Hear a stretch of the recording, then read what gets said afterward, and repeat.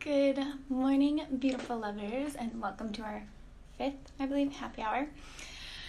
Before we get started chatting about hormones and PCOS and how to navigate through all that stuff, I wanted to first talk about what is going on in this collective moment right now and what we can be doing. So, we're 6 months into 2020, which means we have 6 months left to go. And what I'm seeing a lot on the internet right now, I mean, it's heavy, right? Like, we stepped into this year thinking like, ooh, it's a new decade, it's gonna be freaking delicious, like all these goals and all this kind of stuff. And I mean, starting with January with, deaths and forest fires and all this kind of stuff, and then we step into March and it's COVID, and then we're getting shut down, and it's all these kind of traumatic losses that we're all feeling. But what I want to speak on from, I'm not going to get the words right on this, is that when we are going through trauma, and granted, I'm never going to know what it feels like to have trauma because of my skin color or because of where I live or all these different kind of things. I'm never going to have that. I understand that. But I've been through other sorts of trauma, right? And things that can shake you and break you and all that kind of stuff. And what I know from experience is that you can either take experiences that are going on, which is in a collective of 2020, we're going through a traumatic experience.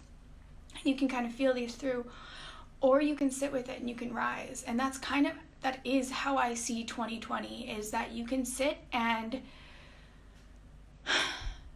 this is the rock bottom we all needed to wake up. And in a traumatic experience, you can sit and you can play the victim and you can do the sorrows and you can get sucked into all of this stuff, or you can really sit with it and not say like thank you, but can't do that. But we can sit and we can just say, hey, what can I learn from this moment and how can I do better? And that's what I've realized here is like, I've been so blind to what's been going on in the world, and what I can do better is educate myself daily. What I can do better is make the rest of the 6 months more beautiful. And that's what I want to be doing with this happy hour, and that's why I'm so happy to have Laurence come join me, is that the one thing we always have is our health, and that's the one thing you can rise with, but they're two different stories right now, and I totally get that. But from my own personal life experience is that trauma, it breaks your heart in so many different ways, but it does not have to ruin your life. And it does not have to be the end-all be-all for 2020, so don't keep writing off the year. Use this as an opportunity to wake up, to feel empowered, to feel delicious, and I get that's hard. I get for a lot of people, they're suffering loss. A lot of people are suffering the loss of loved ones, of jobs, of community, of all these kind of stuff. And it's really, really fucking hard. I understand that. But it doesn't have to be something that writes your story, that writes your end all be all. So use these next 6 months to take what you learned and move forward. So with that being said, I think I saw Laurence pop up on here. But if you guys do want to come continue the conversation, we're diving deeper into Gut Happy over on Facebook, or the Happy Gut Gang over on Facebook. And you can come continue the join and just, do all that kind of stuff there. But with that being said, the lovely Laurence is joining us. Hi! Hello! Lovely to see your face again. Yes, how are you, my dear? I'm good. How are you? I loved your little speech there. I applaud you because I 100% agree. So I love it. It's just one of those things. It's like, we can get through it as long as we don't kind of wallow in it and sit in it, and we just do better. It's 100%. That's the different thing. Okay, so I'm so happy that you're here. I'm going to do a quick intro of happy hour and all of that stuff, and then kind of introduce you and all that jazz. So getting started. For anyone that is new here, my name is Laura Martin. I am an ex, as I just with the entry, had a shitstorm of a previous life of traumas, and I took that out on my body, and it was binging and drinking and eating and all this kind of stuff. And now I run an international company that helps people suffering from anxiety and depression to heal using nutrition. But it wasn't too long ago that I remember being in those moments of being trapped in my body by my addictions, all that kind of stuff, of just not knowing how this thing works and really kind of fighting against it. And then fast forward through all the failed attempts and the lessons learned, it's now this life that makes me feel supercharged. And so the whole intention behind these happy hours is to bring people that flutter my life, that have my news feed and all this kind of stuff that really inspire me, that have been through their own journeys, and spend their time educating people in a pragmatic way. You know, like, it's not this whole like science book novel that you think you can't achieve and like all these unattainable like stuff like that. It's people that like, here's simple solutions to make your life freaking feel delicious. And Laurence has been one of those people. And so if you are someone that is, you know, ran the whole rat race and is so sick and tired of everything going on, and you don't know where else to turn, or you're someone that is just starting out and you're looking for a holistic step-by-step approach, I welcome you here. So to get started, we have the lovely Laurence here, who specializes in hormones and PCOS and all that kind of stuff. I will let you introduce yourself for the lovely people tuning in. Yes, so thank you. So I'm a holistic nutritionist and health coach, and I specialize in PCOS specifically because I have PCOS. Like you, we kind of specialize in where we were really hurt and where we had struggle and pain, and then we overcame it. So we like to teach others around that. So that's what happened to me too. And yeah, I've had a crazy journey that was honestly must have started like 7 years ago or something like that. But anyways, my healing has never been linear. It never is. But yeah, roller coaster ride. And I went through all of the hardships. And now I just want to teach women, you know, to help them avoid that and accelerate the healing, even though it does take time. But yeah, I mean, as you probably know, there's so many kind of myths and traps and things that we can fall into, lots of wasted time and money and frustration and pain. And I just want to kind of help women, you know, avoid that if possible. And just, you know, from my own mistakes and from all of the information out there, it can be very difficult to navigate as well, because I think the number one complaint that I hear is, I'm confused, I don't know what to do, because there's too much information. Now we're almost in the age of like, we are in the age of overwhelm, where it's like we have too much information. And it's like, before it was like, oh, it was kind of hard to find information. There wasn't that much, but now it's like too much. So yeah. Great. I feel like that's a huge thing I see with new clients, is either they think they're an expert based on Google. And I'm like, okay, or they're just overwhelmed by it all, and doctors want to just like throw medications at them, and they're like, I don't know about that, like all this kind of stuff, and then the restrictions that come with it. So tell me a little bit, so people, like, what was your whole journey? You said it was 7 years, which, holy shit. Yeah, it's kind of hard to tell now, but something like that. Yeah, tell me about that. How finding out about it, what to do about it. What was your first initial reaction to finding out you had PCOS? Well, I guess let's start maybe with explaining what PCOS is. Would be a better one. Yes. So PCOS stands for polycystic ovarian syndrome. Basically a hormonal endocrine disorder that is characterized by anovulation and high androgens. So basically having high male sex hormones and irregular or no ovulation. That's kind of like the characteristics of PCOS. Obviously, there's a lot more to it, but that's just kind of in a nutshell. It's the most common endocrine disruptor among women of reproductive age disorder. And it's also the most common reason that people are having issues with fertility. So that's one of the big issues around PCOS as well. Women are having issues getting pregnant. And it's this whole sort of complex disorder. So it's not like very straightforward. And there's also a lot of other things that can mimic it. So that's why it's really important to get a proper diagnosis. We kind of, make sure that's not something else. We make sure that's PCOS, that we know how to treat it. But it can mimic a lot of other things like hypothyroidism, hypothalamic amenorrhea, hyperprolactinemia, all of these sorts of things. And then PCOS is kind of like the last one, but it is so common now. It's like 10 million women worldwide. It also depends on how it's diagnosed. But as I mentioned, it's the most common sort of hormonal disorder and reason for infertility. Yeah, because I had my own journey of my period went missing for 5 years. And they just like didn't know what was wrong because they're like, okay, because usually with PCOS you have the cyst and they can like kind of get it on the stuff and they're like, we don't really know what's wrong with you. Hi, my assistant just got here.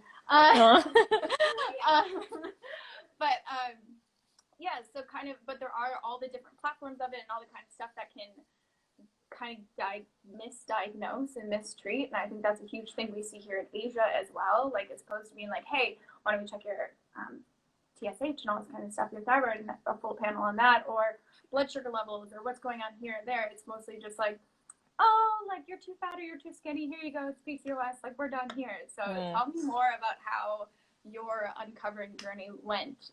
Oh, right. You asked me that question. I totally disregarded that. Yeah. So honestly, it's kind of hard to tell now, but around when I was 19, shit started to hit the fan. So this is basically, I believe everybody has some sort of a trigger because, as you know, like genes only play a small part. And it's really the environmental triggers, stress, like emotional trauma, like et cetera, et cetera, et cetera. For me, it was a sort of emotional. One more time for people, that genes do not write your fate.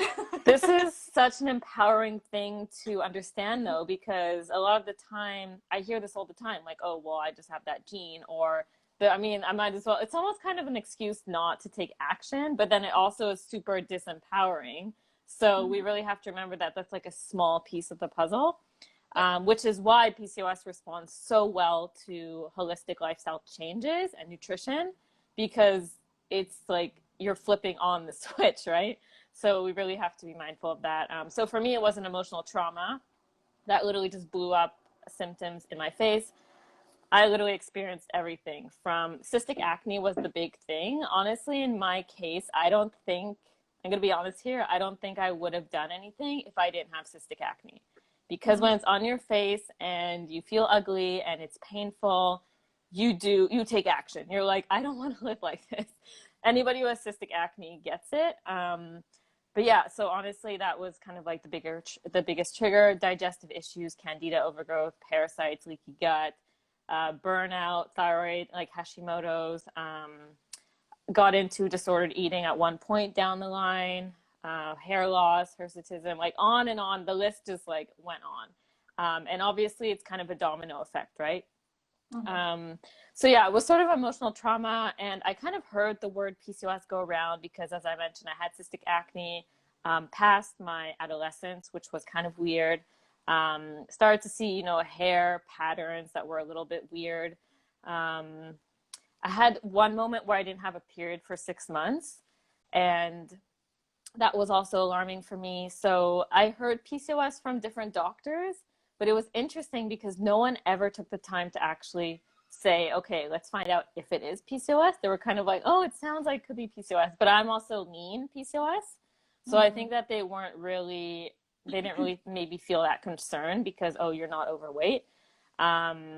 And for me, I was like, PCOS sounds scary and it looks horrible and I don't want to have it. So I'm not going to look into it. So I was in denial for a while there until somebody finally did an ultrasound. And then we looked at, the male sex hormones and like the symptoms, all that kind of thing. And yeah, it just turned out to be PCOS. So then I finally was like, okay, I should do something about this, because I think one of the biggest things, which surprised me because I've never been somebody who really wanted to start a family for some reason, but when they told me that it's going to be hard or difficult for you to start a family, that just hit me. I think any woman really feels that, because it is our birthright to, make children. Young. You're like so young to make that decision. Like, you don't know what's going to happen. Exactly. So it does hit you as a woman to hear that as well. And so for me, I never really went down the route of pharmaceuticals. I was on the pill, but that was for about 3 years before I got diagnosed. And it was a very interesting journey because it was not linear. As I mentioned, it was like up and down. I found nutrition at one point, went into nutrition school, obviously saw great changes there. But then I hit a plateau and I was starting to be like, why am I not feeling better? My cystic acne is still here, et cetera, et cetera, et cetera. Then I lost my period. And I became very obsessed with food, like very obsessed, because I was reacting to every food under the sun. You probably have been through this. I think you've been through this as well. We've chatted before. You're all about the gut stuff. But yeah, I had intestinal permeability, all of the gut problems. So obviously everything I was eating, I was reacting to. So basically had to take out all of these foods. And this kind of went into this sort of orthorexia binge eating pattern that went on for a few years. So obviously that just worsens the whole picture. But that was a profound healing journey that I had to go through that I'm super grateful for now. Am I working? I'm scared. I'm scared to talk now. I was like, I'm not going to move. Okay. Here we go. All right, we're back. Sorry, guys. Well, it's your fault, but it is my I'm kidding. Fault. Sorry. The robots of the sky. Anyways. I don't even remember where you were at now. You were talking your hormone journey. I think I was at the disordered eating part. Yes. Okay. I think so. Yes. Yeah, so I see this with a lot of women. We kind of get obsessed with the food because we're told pretty much every food is bad. Like, which food can you eat? That was honestly my experience. And I see this with a lot of women, and we're demonizing all these foods, but not only foods, but also food groups. And this is where we really need to be careful, and which is why I don't do diets in my practice or my life, because not only are we more prone to, well, as women, disordered eating, emotional eating, but PCOS women even more. So this is obviously a big issue and a big problem. And for me, I never struggled with my weight, never struggled with food issues, anything like that until this time. And it was honestly a huge learning experience for me because I understood. I was like, wow, this is what it feels like to be completely disconnected from your body, obsessed with food, uncomfortable around food, all this type of thing. And obviously took a big hit on my health. And this is where I realized that it wasn't all about the food. Food was only one piece of the puzzle, and this was a huge breakthrough for me. Like fireworks went off. And this is where I started to look into, okay, what else is going on here? And then I went down the road of like mindset, emotional healing, trauma, like inner child, all that kind of thing. And yeah, it's honestly been a whirlwind. But each time I discover a new puzzle piece, and specifically peeling off the layers of my sort of reasons for having all of these symptoms and these health issues, it just keeps building on the healing journey. So really our healing never ends, but when we, unpeel each layer, we get deeper and deeper and deeper and deeper. And it's pretty exciting, honestly. Now I'm just like, wow, what's the next thing I'm going to discover? But yeah, it started out with nutrition, and then it just went down a whole other road. And that's where I really combine everything in my practice. It's not just about like what you're eating, because I mean, we can tell you what to eat, but a lot of people don't do it, right? Like everybody knows they should eat lots of fruits and vegetables, but they don't do it. So it's like, why don't they do it? That's what I'm more interested about, Yeah. Like baseline.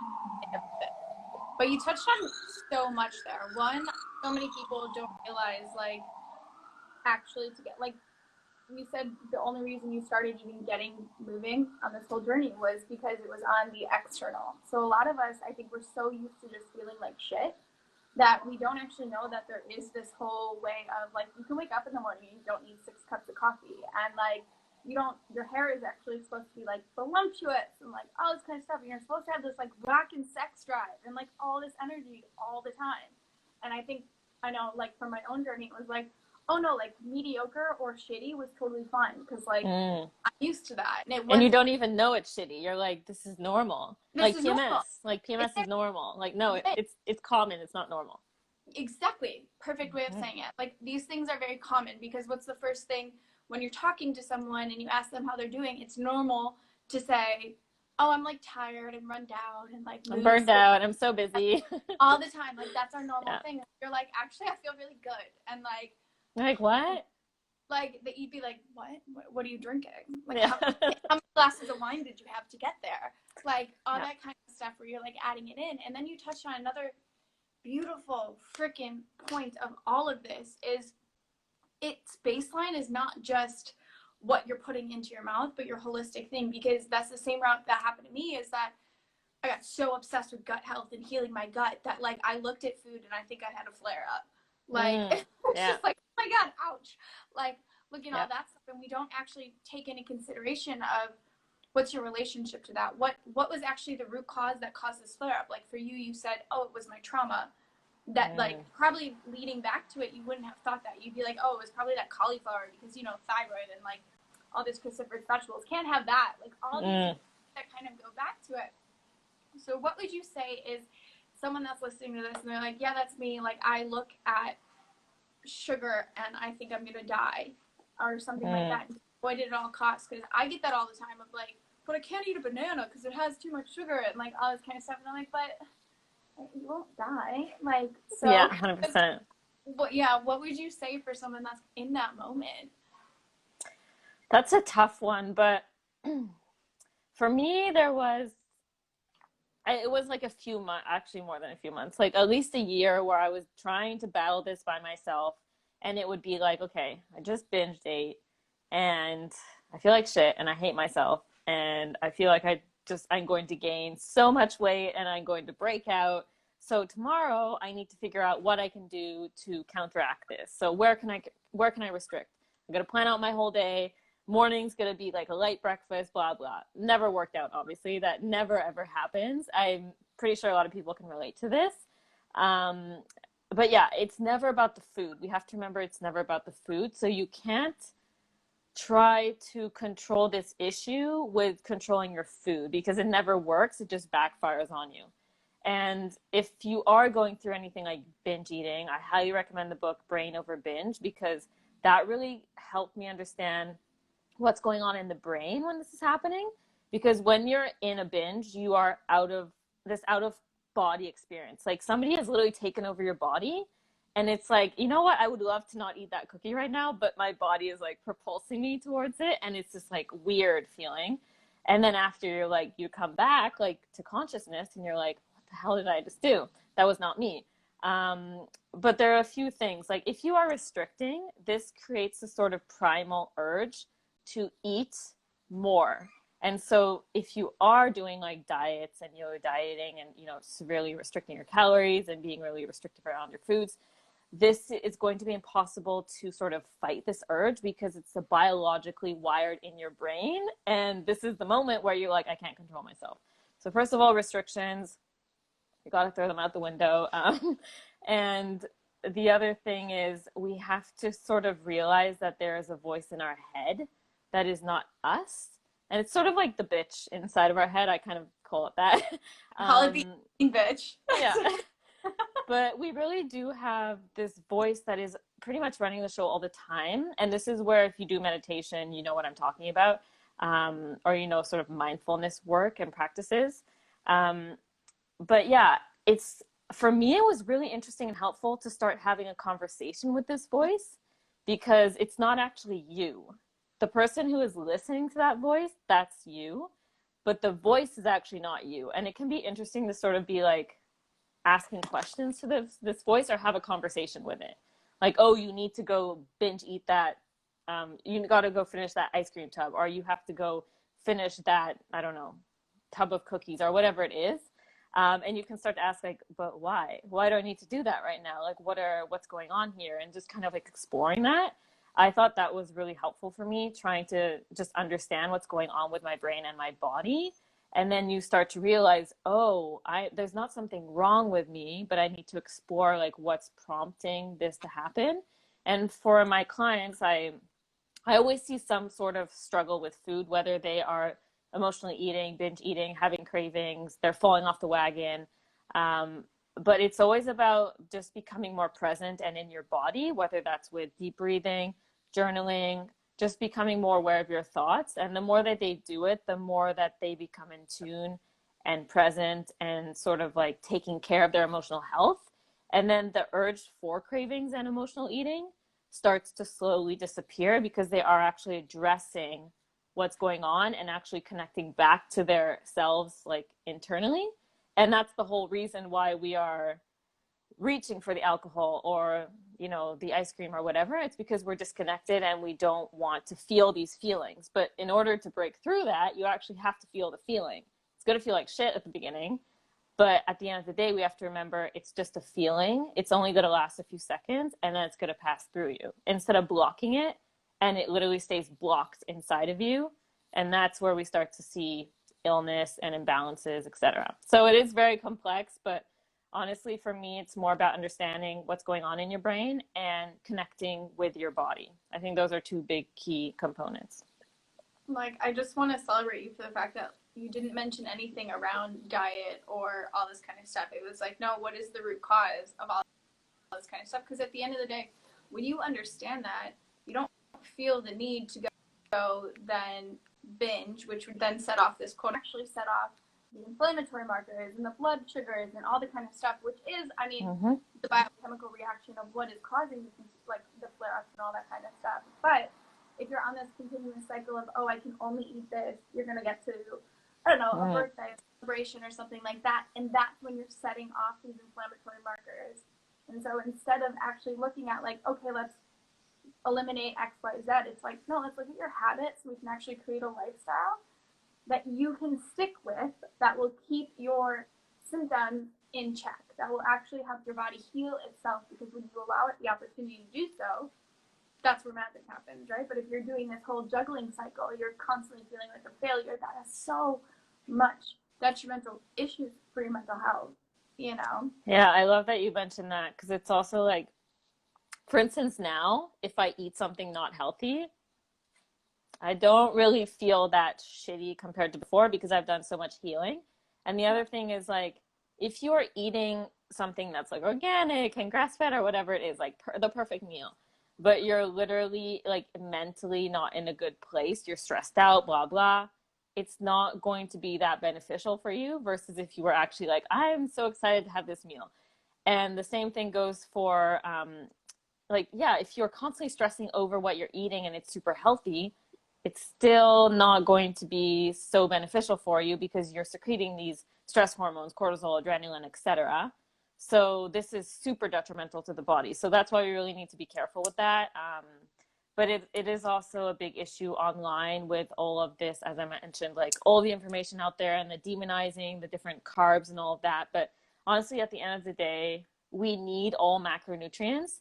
And if it's a whole food form, then I'm all for it. Like if it's a banana, I don't care, it's whole food. But if it's like high fructose corn syrup or a soda, then okay, that's another conversation.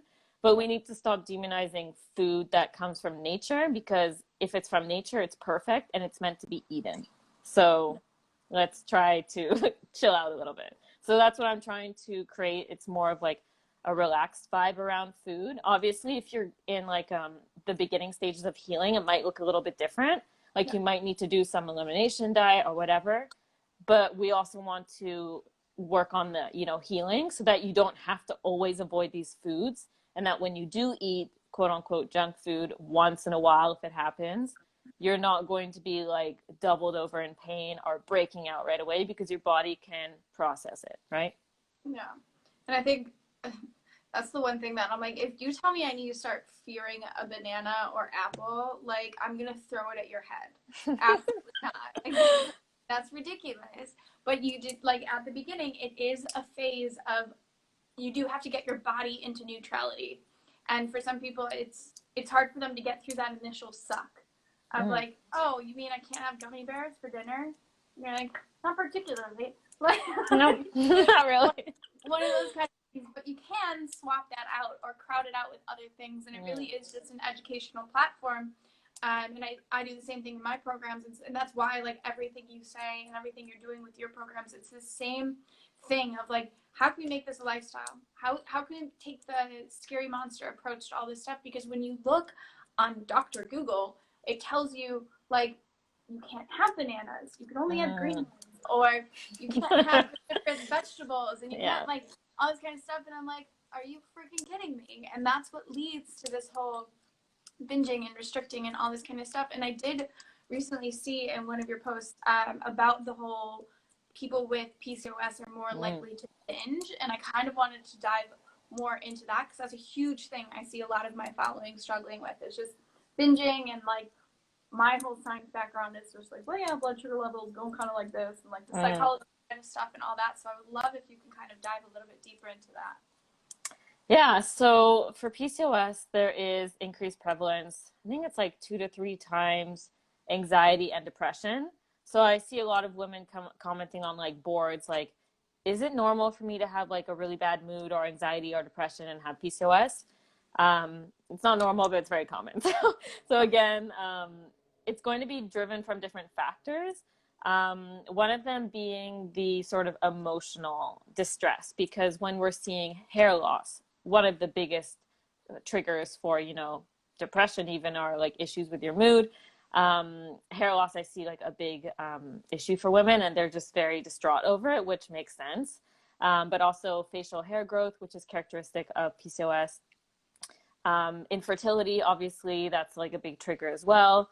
Very disheartening for women, especially if they're trying for years and years. Obviously, the acne, all of these symptoms, irregular periods, all of these things, PMS, all of these things that can come with PCOS can obviously increase stress around the syndrome. It can increase depression, anxiety, all of these things. So obviously, the symptoms are a big driver.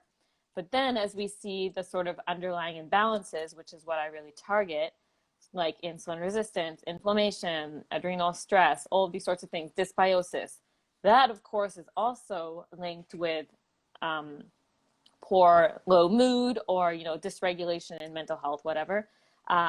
These are all also driving forces, and these are characteristic in PCOS. So these are sort of like the underlying imbalances that we do need to address.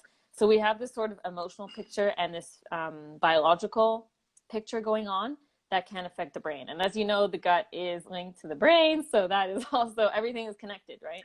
So that's why I believe, and the research also shows that there is more prevalence in issues with mental health and emotional eating and binge eating as well. And then on top of that, I see women come to me from their doctor feeling frustrated, just lose weight, like eat less, exercise more. What are you doing? Like, no, you don't have willpower, whatever. It's, even if they don't say that, that's what they're feeling. And then being told, like, good luck having kids, take the pill. And then when you want to have kids, then we'll take another pill and blah, blah, blah. And it's just like not empowering at all. I see women come out and just, they're crying and they're distraught and they don't know what to do and they're confused and they feel like they're broken. Something's wrong with them. It's their fault. And obviously this whole picture just puts us up, it sets us up for failure, because first of all, we're not empowered, we're not educated. And then we have this whole mess going on inside of our bodies that's just fueling the fire even more. Does that make sense? Does that answer your question? 100%, 100%. And it's that whole cycle that continues to ensue, and then they're taking away your power. Like, that's all it is. It's just like, how do you actually get started when someone is continuing telling you you're going to fail, and it's your lack of willpower, and you can't do this, you can't do that, and this is why you're failing. Like, that doesn't sound very fun at all. Nope. So and I mean, I'm not saying that all doctors are like this, but I hear this from the majority. And the thing is, where doctors are just not educated for the most part in nutrition. I don't know how many hours they have, but not that much. And they're not really, their focus is on, pharmaceuticals. So they don't have that much time with their patients. They're trained, like, take the birth control pill, and then if you want to get pregnant, we'll try other things. But then there's this whole other conversation we need to have, but they are not trained in that, and they don't have time to go through that. So that's where people like you and me are here to kind of actually go through that. And that takes a lot of time and, different changes, but that's really where we have to go if we really want to heal naturally and over the long term. Exactly. And that's, like, I don't ever discredit any doctors or anything like that, because they only have 8 minutes per friggin' 8 to 12 minutes or something like that, where it's like, are you kidding? How do you determine all of that? Like, don't you have to talk about their ancestry trauma? Like, come on now. Yeah, like my first consultation I have with women, it's like a whole hour of just getting information. And I literally could go longer than that. But yeah, it's like, I want to know everything, and it takes time to unravel the pieces. And the other thing is, if you're somebody who has been having a poor diet and lifestyle and, trauma, obviously we all have trauma, but, or you haven't really been working on your health for a long time, you've been dealing with issues for a long time, we can't solve this in a month, 2 months, even a year. A lot of the times it takes longer than that. And then we have to maintain it and upkeep it. So that's where we have to remember that it's like, we have to learn what's going on here and then actually learn how to make it sustainable, because you can't just do this for a month. Like, your body is is still there. Like it still needs support, right? Yeah, that's like one of the biggest things is what I educate in my programs and stuff is just like it's all about creating a like health plan around your lifestyle, not a lifestyle around your health plan, because otherwise it's not going to work. And that I takes love time. it. You can't do that in 7 days or something like that. It's like it takes time to understand your natural habits, what you like to eat, and how can we kind of level that up to fit your needs. So how did that whole journey work out for you? Because I mean, you've gone to the doctors, they tell you this, that, and the other thing. Here's some birth control, let's mask it, all this kind of stuff. So what did you do to kind of be like, no, I don't really want to do that route? Yeah, I'm trying to think back, but like I was just kind of like, I'm going to do my own thing. And I just kind of went on my own, found a naturopath, and we kind of worked on hormones, but then it wasn't until I started to do like the dirty work, like the gut healing, as I mentioned, like candida, parasites, leaky gut, like that takes a while. And there's a lot of stuff. And it's a continuous healing journey too, because, you know, as you know, the gut is complex and it's not just like, okay, here we go, we're good for life, you know, or like we have relapses too. But yeah, gut work was really, really important for me. I worked with a naturopath, as I mentioned. I found a life-changing herbalist who I still work with today, who I go back to every once in a while. And I just found herbs to be so healing because, as you know, they don't just do one thing. They have like a domino effect in the body and they're just so healing. And I just love herbs so much. So herbs really played a big part as well. And for me, yeah, it was like being a guinea pig. I would like see different people, kind of put the pieces together, explore on my own. I did have a period of time where I was going through the quick fix natural healing sort of aspects where I was like Googling like, how do I get rid of acne? And then I found like, oh, this pill looks like it's good. Let's try that. And I was like, shit, it's not working. What's something else I can find? And then it wasn't until I was like, oh, actually I have to like do the dirty work and actually heal on the inside, you know, Like, right? Do the work. Yeah, so it's interesting because we have the sort of quick fix mentality where it's like, yeah, take the birth control pill or whatever, but then you can also have that in the natural, holistic side of things, which is still, it might be like a little bit better, but it's still a quick fix. So it's not addressing anything. And I spent so much money, wasted so much money on different topicals and pills, etc. So yeah, for me, it was like guinea pig. And that's why I really, you know, want to help women not go through that. So they don't have to like try everything.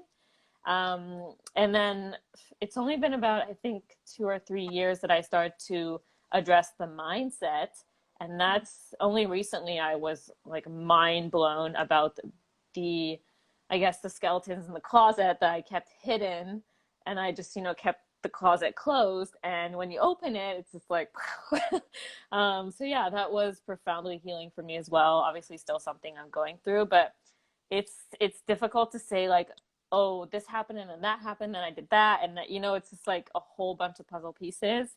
Everyone's different too, but gut healing was profound for me and mindset. I would say those two are the biggest ones, with liver included, because the liver is just so underrated, so important for PCOS.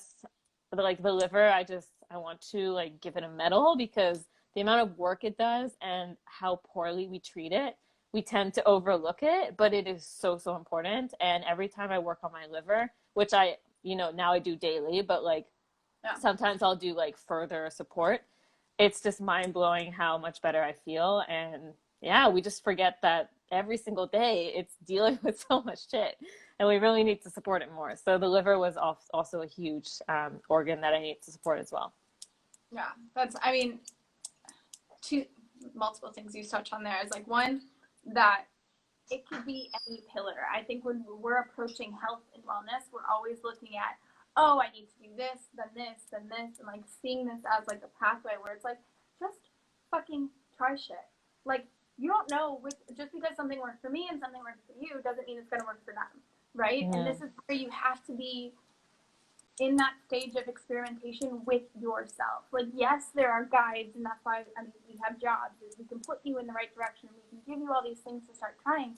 But really, you have to be okay with being wrong and not expecting the same thing that fixed me or fixed you to fix Frederick, whatever. Like, I have a man's name. But you could also make it a girl's. if it Yeah. was like French, but Yeah. But like, I think that's where like people hearing your story and hearing how you have gone out there and you tried all this other stuff, like be empowered by that. Like, don't be intimidated to take that first step and being like, oh, but like, what if it doesn't work? And it's like, yeah, but what if it does? You know, and what can you do to kind of do that whole thing? And don't think, oh, well, now I have to work on healing my gut, I have to work on healing my hormones, my liver, I have to meditate, I have to do all this. It's like, that's not what you said. You said you picked one, and now you're in the mindset group. Like, you walked your way there. And everyone needs to, I think, come back home and realize that, like, you pick one thing, see if it works, see if it doesn't, and then you move forward. But at the end of the day, you're going to get to all of them eventually. Like, it's, you just, like, heal your hormones, then you're like, I'm good. Yeah, no. And it's also a domino effect. Like, I was listening to a podcast today, and she was talking about, this is another practitioner talking about with her clients, like, some of them will be like the first month, like, I feel amazing, I have so much energy, this is working. And then the next month they're like, oh my God, I feel like crap, what's going on? What is this not working? But then a lot of the time we can have like the detox effect or like heavy metals or other things come up. And that doesn't mean that you're not doing things right. Like, sometimes you just uncover stuff and then it has to come out, right? So then you're gonna feel like shit. But that's also like, it's also like a purging, detoxifying effect too. So we're not always going to feel amazing, but that doesn't mean that we're not on the right path either, because whatever you're going through is what you are supposed to be going through. So we just have to accept that as well. And we can't always be feeling amazing every single second, even though that is the goal, to feel amazing most of the time. We can't expect that to be all the time because we're human, right? Exactly. And the whole process of the journey is it comes up along its way when it's meant to, because you now have the tools to actually deal with it, right? Like, do this whole unconscious, subconscious, whatever. We don't allow ourselves to feel things. We don't allow these.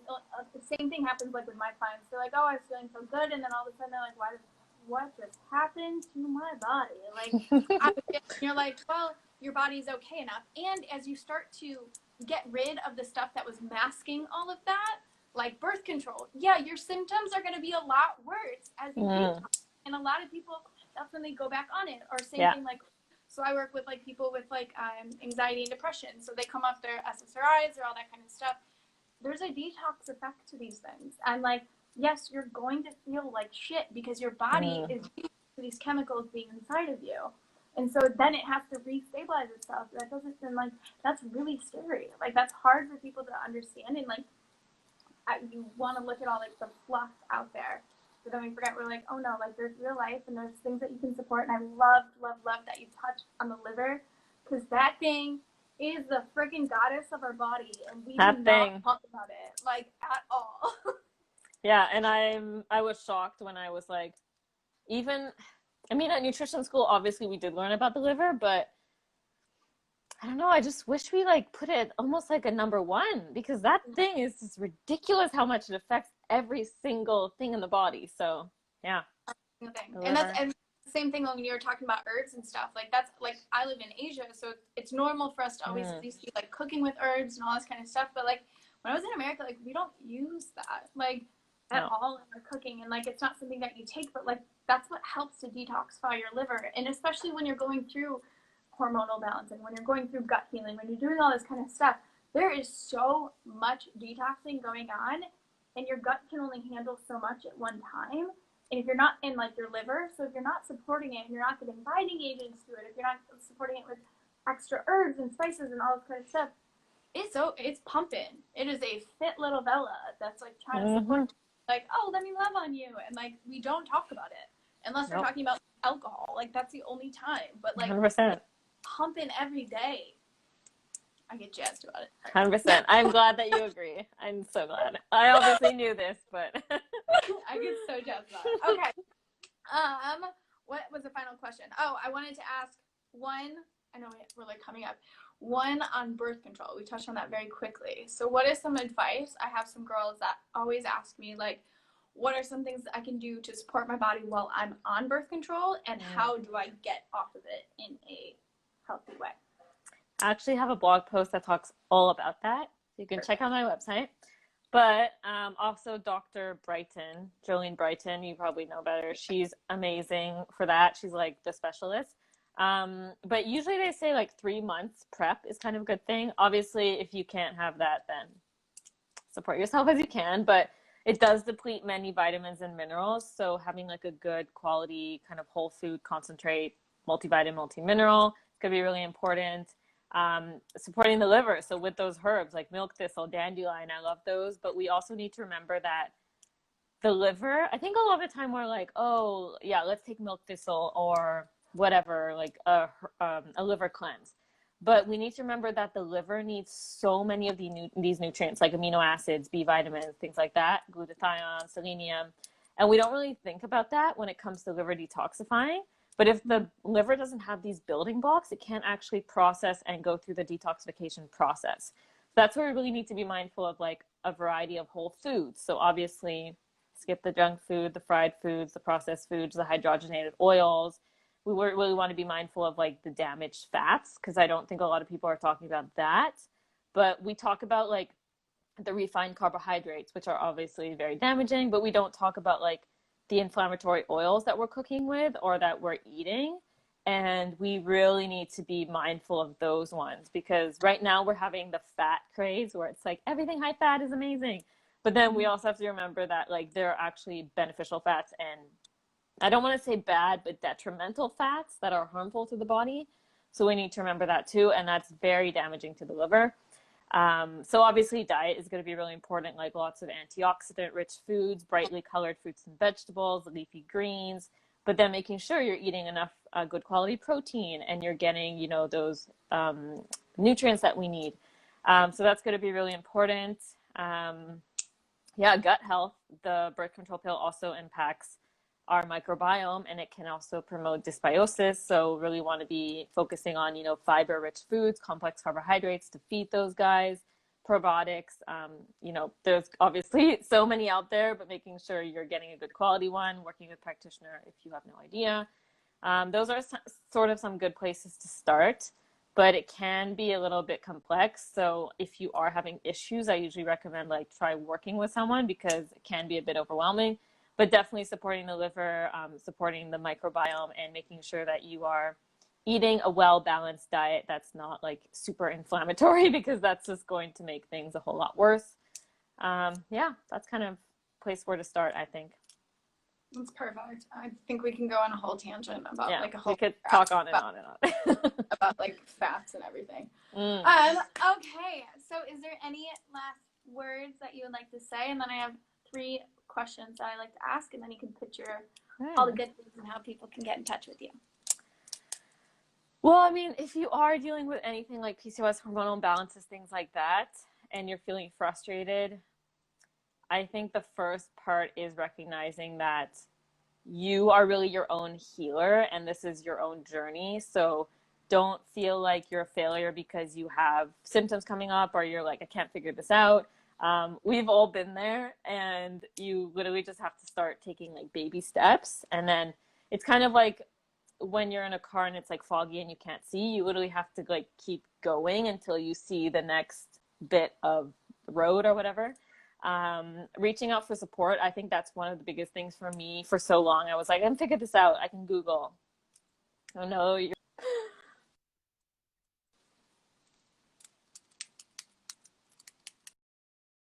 back.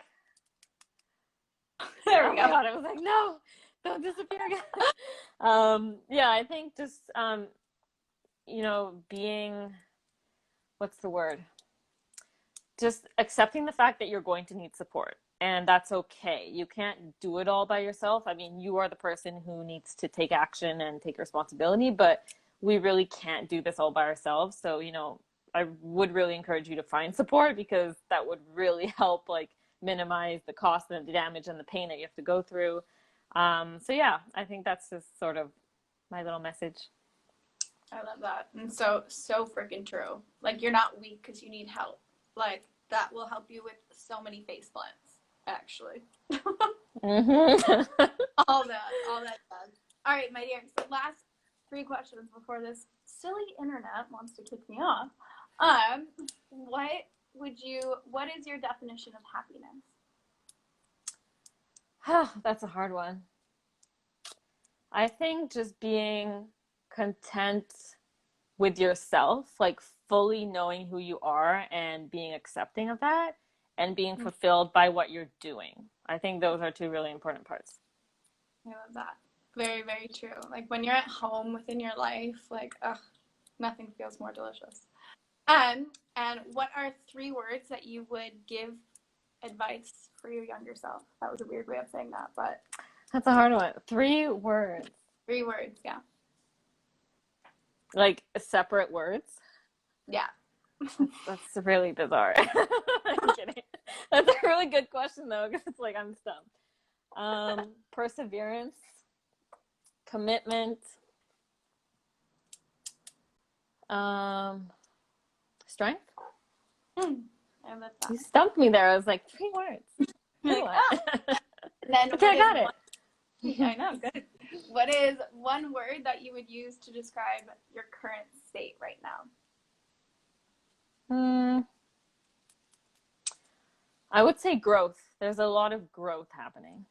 Yeah. I feel like that's a collective. Oh yeah, 2020. Funny.